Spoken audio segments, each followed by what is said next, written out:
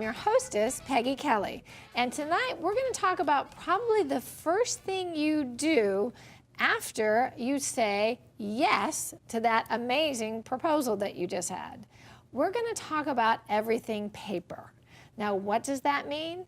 Probably the first thing you're going to do is a save the date.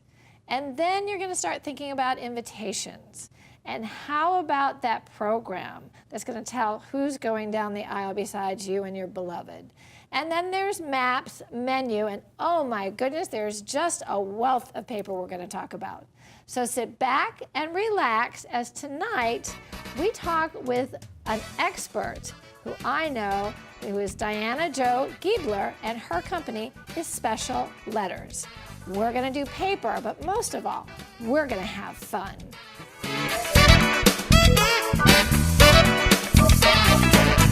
Welcome back to Late Night Bride, where we're talking about everything paper and special letters. And who created special letters? This lovely lady, Diana Jo. Welcome. Thank you, Peggy. And, you know, I love everything paper. Everything paper. Me too.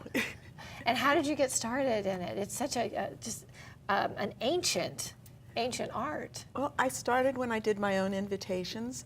I was looking for something special, something different, and I decided to do the calligraphy for it and do the entire invitation in calligraphy script. And you hand did every single invitation? No, I did one master and then I had it printed. Okay. And the process back then was quite laborious, shall we say. I wrote each line on a strip of paper and then lined it up on a board, and then it was like double size so they could shrink it down. Sure. And it took a lot of work to do that. Nowadays, it's all done on the computer. I can write something out. If I don't like it, I can just erase it electronically. Oh, how fun. So in the old, quote-unquote, old days of old, scribes would have actually done that type of writing, which we now call calligraphy, correct? That's correct. And did you learn that through a class? Was it a natural talent that you have? Because it's artistic. It seems to be a bit of a natural talent. I basically copy what I see. That's why I'm very versatile with my different styles. A lot of calligraphers will only do one or two styles and that's it. A lot of times I get people that will show me something and say, can you do something like this? And I practice a bit, and sometimes if I get the whole alphabet, it's great, because then I can practice each letter. Sometimes I have to make up what I think the other letters look like. Mm-hmm. Mm-hmm. So is calligraphy still very much a part of our wedding world? It is, but nowadays the old style calligraphy done by hand is very expensive. So a lot of people are using custom fonts, and there are so many fonts out there. Myself, my company, we have over 2,000 fonts. Oh my goodness. And when somebody wants something special, I kind of try to think, and usually I can remember the first letter of the font, and then I go search that section of the alphabet. Are people more and more creative with that part of it, as far as, you know, do they use more than one font on an invitation? Yes, that's what makes it fun, and that's what we should all be having fun doing this. It should be something kind of unique and different. And a lot of people will do the names in a script, and then the information will be done in a blocked letter. Some of the scripts today are really difficult to read or understand, so if you did the entire invitation in a script, it would be very hard to read, and people might not even make it to the wedding. Oh my goodness, well, we can't have that, because that's what this is all about. Right. So when somebody comes to you, kind of take us through the process of, they come in, they sit down, you know, do you show them samples? Are there invitation books? What's the process that a couple should expect when they're working with a professional? Well, in my showroom, I have catalogs, and I also have samples around the room. And when a client comes in, they usually walk in and they kind of look around and they say, oh, this is interesting. And then they start thinking of things they hadn't thought about before with their invitations. Such as? Well, they may have come in thinking just a plain single piece of paper with writing on it, all centered. And then I have some that are layered, for instance, or in pockets and pouches. And it makes it more interesting. And then they start thinking, oh, maybe I can do that with mine. Well, I mean, the sky's the limit, pretty much in the wedding world. And if the invitation is the first thing that your guests see after the announcement on Facebook, of course, right? Don't send the save the date, just announce it on Change Facebook. the status. We're good. That's it. Change of status. Okay, I am now engaged. But, you know, your invitation is your voice. And it really sets the tone for, you know, either the formality or the informality, what people are going to wear, what it's going to look, how it's going to sound, how it's going to feel. What do you see more and more now today? A little more relaxed, sort of dressed up, but not entirely, not in tuxedos and gowns kind of thing. Is black tie still in? There are still some black tie. Those would be more evening weddings. Mm-hmm. And, you know, let's talk about paper in the sense of poundage, you know, because I've seen everything from a classic piece of paper to something that's almost like a board. So talk about how that works in an invitation world, the poundage. First of all, the poundage is based on an ancient sort of system that they had when they started making paper. They had a certain size of paper, usually a giant sheet, like 25 by 35 inches. And they would count 500 of them. That would be a ream of paper. And they'd weigh it. And then if it was a thinner paper, it's usually called text. And they can have different weights of text. Like what you use in the copier is about 20 pound, sometimes 24 pound. And that's text weight. Right. And then you have 80-pound cover, which is, I know thicker. It sounds, it's a lot thicker. But because it's cover, it's a different size that they started out with and a different number of sheets. And you know, when you know, letterpress is very popular. Usually when something is done in letterpress, explain what letterpress actually is. Okay, letterpress first would be done on the board, something very thick. A lot of times it's called museum board. Okay. And what it is, they make a die, and it's raised. They have the information raised, and then they ink the die and they press it into the board. So it's really a soft paper. It's very luscious, I like to say. Yeah, it looks like you could take a bite out of it or right. something. It's like a piece of chocolate. Yes. You know, in so many ways. And you can, when you letterpress, you can do it in different colors, different colored inks, correct? Yes. Mm-hmm. Sometimes 2 or more colors. Really? Yes. Oh, that's good. Each one would be a separate plate and a separate run. So when people say that their invitations are letterpress, that's very, you know, rich, so to speak. Very expensive. And very expensive. I think one lady told me it was $35 an invite. And I went, I guess we're not going in that direction, but I'm sure we can find something that'll be just as nice. Mm-hmm. Well, we have an opportunity to actually see your work and really talk more in depth because paper's visual. You know, we can talk about paper, but we really need to feel it. We need to see it. And most of all, you know, for me, it even goes, it's like all the senses come up. You can smell paper, you can feel it, you can touch it, and that's what we're gonna do next. So stay tuned because we're gonna literally get into paper and talk more about the different types of things that are paper products within a wedding and just have a little bit more fun with it in the real world. So welcome to Everything's Paper and welcome to Diana Jo. We'll be right back with more fun.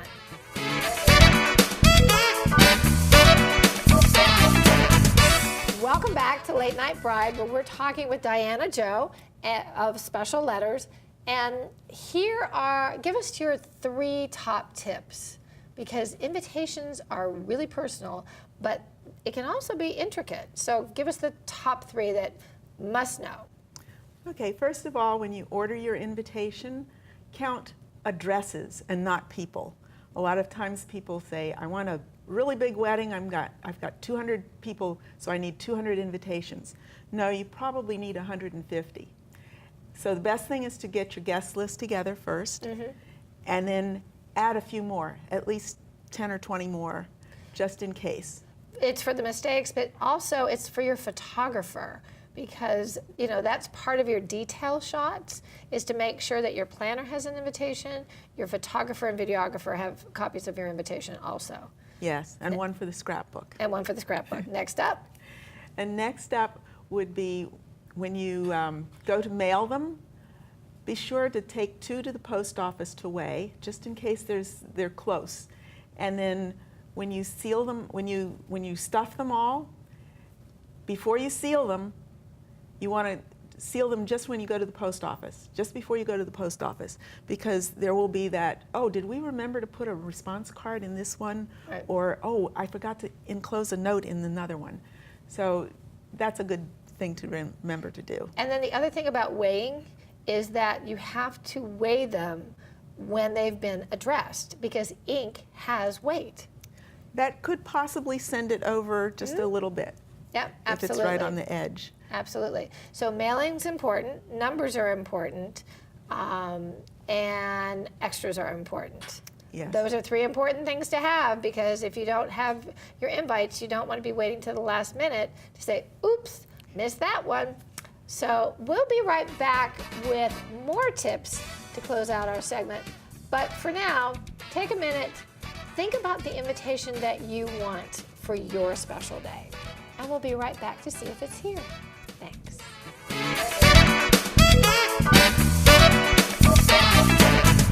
Welcome back to Late Night Bride, where Diana, Joe, and I are literally talking about paper.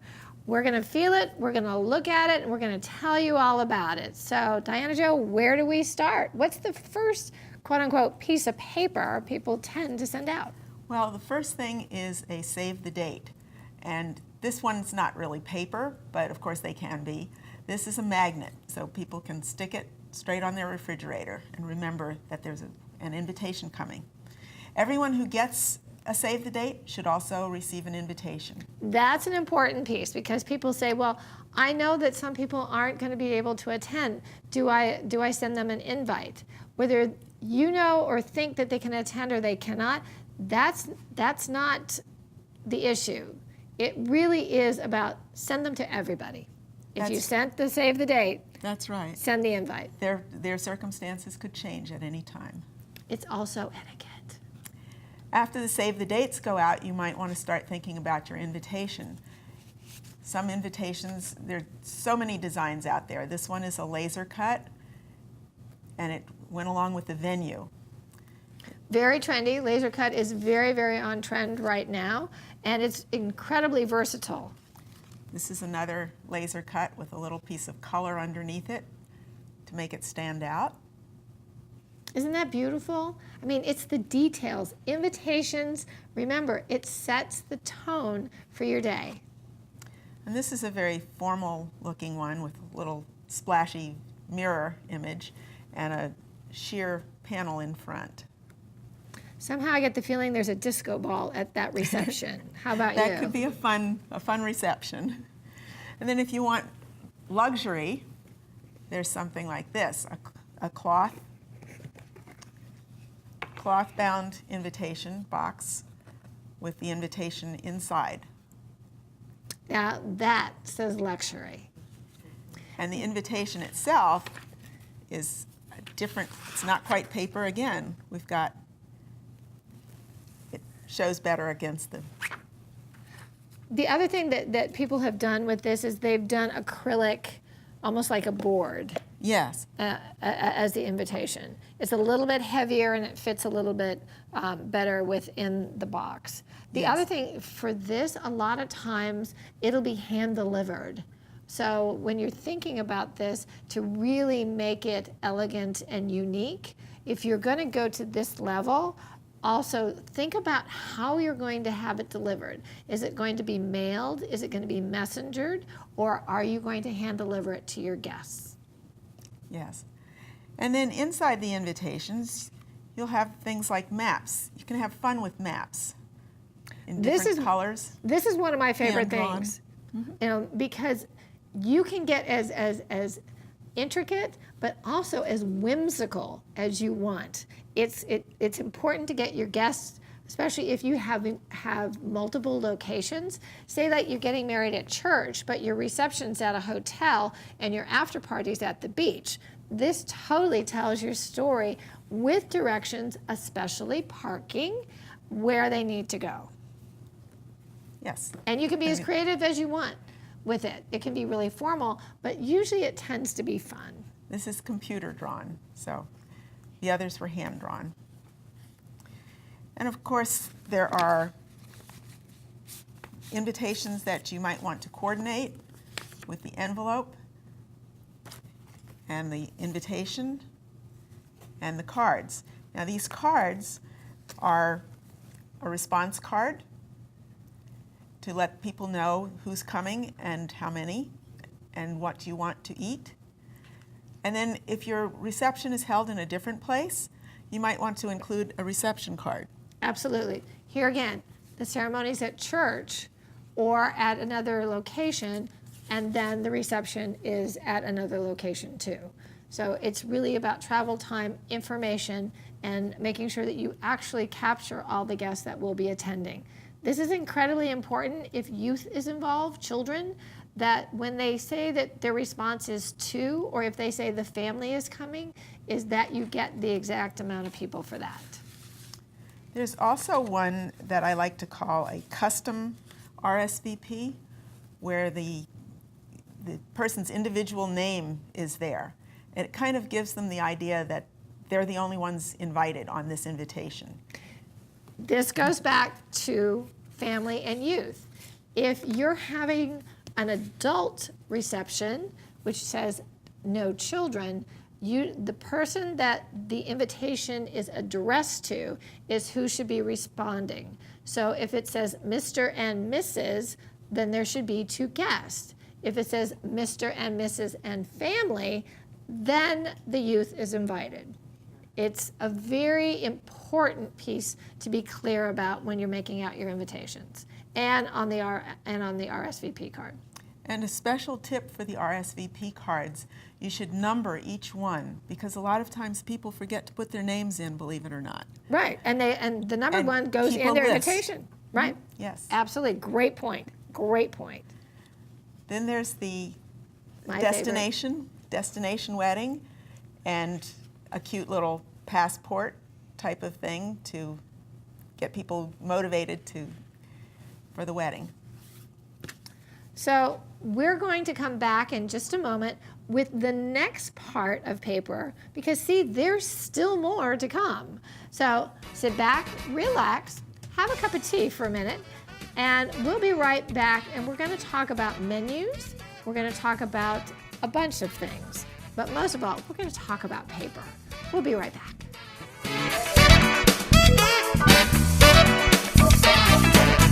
Welcome back to Late Night Bride, where we're talking with Diana Jo of Special Letters, and it's everything paper. Now, we've talked about invitations, we've talked about save the dates, but here's a whole nother world, which is, these are what we call the added extras. So tell us about what we have here, because these are critically important, but some of them we can not necessarily have, but are always great to have if you can. This is the day of stationery. You might want a program. This program tells the story. Each person has a story to be told. They didn't bother with the details of the wedding. They just had fun with it. This is a classic program, very simple, but it lists all of the parties involved, the bridesmaids and the grooms. And usually the order in which they're going down the aisle. It's kind of like a cheat sheet for who's in the wedding. And these are just different styles. This one is layered. And you can have some real fun with it. I love this. Don't you love this? Isn't this fabulous? You know, because it's multifunctional. It's also, your wedding's in August in Palm Springs. Can we say we need a fan? You've got a fan that's beautiful. And then as we move on to the other parts of the wedding, there are menus that you might want to put on the table. This helps with your diet, people, in the sense that if you have a selected menu, it's a beautiful detail that is tucked into your folded napkin. And this lets guests know what they're actually having. If there is a choice between fish, chicken, or beef, we don't recommend that you put a menu down, and the only reason is they will think that they need to make the selection then versus that they've already made it. If it is for them to make a selection at that night, many times they will take orders at the table the evening of the reception, then a menu is absolutely essential. Menus can also be personalized with the person's name. Absolutely. And if you know what their food choice is, you could just list that on the menu. I've used it as an escort card as well as a menu, in the sense that it was long and narrow, like the program that we talked about here. And at the top of it, well, try that. At the top of it, it was the guest's name, and then below was the menu. So now instead of having two pieces of stationery, I just have one, and it's all personalized, and it's a gift that can go home with the guest. And then there are various signs that you might want to put up. A lot of people now are doing custom drinks in honor of the wedding. Cheers. Some of them have some funny names. And a lot of the social media information may be posted around. In multiple places. It's almost like the social media hashtags are the additional guest at the party. And then when you're having people, if you give a gift basket to the out-of-town guests, you might want to have a door handle, door knocker type of thing. Yeah. And then some of the signs, like the bar signs, might be done on mirrors. That was big last year. That was big last year. Mirror the writing. mirrors can be huge, absolutely huge, floor to ceiling, where they will actually greet the guests and give them the itinerary for the evening. Yeah. Getting people to the table, you have escort cards, and then you have a list. You can have, instead of cards, individual cards, you can have a board with the names listed on them. And these can get very creative, right, with different designs. And they can be a lot larger or even smaller if needed. And here again, they have been done in mirror format, where literally everything is listed there for you. That's right. In regards to escort cards, if it's possible, before they go to your planner, then have them done in alphabetical order.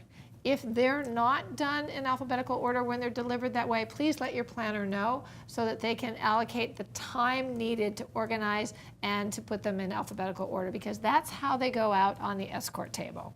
Very important. That's one of the things I try to do when I get a job like that. That's a professional, absolutely. Now, all of the things that you see here are actually done in Diana Jo's office and in her studio. But let's talk about what happens if, and I just had this happen, what if your couple has gotten something online and it comes in and it's not okay? I know they're coming to see you. I do get a few last-minute things. I've had people wait for table cards. This is a table card. And they ran out of numbers. They had to put up another table. They needed one extra table card. They came over and waited for it, and they were happy. Yeah, absolutely. For me, my couple, they had done internet escort cards, and they didn't arrive. And so what they had to do is literally the night before their wedding, she and her dashing groom sat up and did individual escort cards. It was not what they had planned for that night. It was a late night in order to be ready for the next day.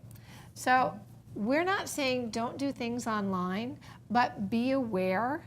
Be aware of the quality of the product and also be aware of the time involved.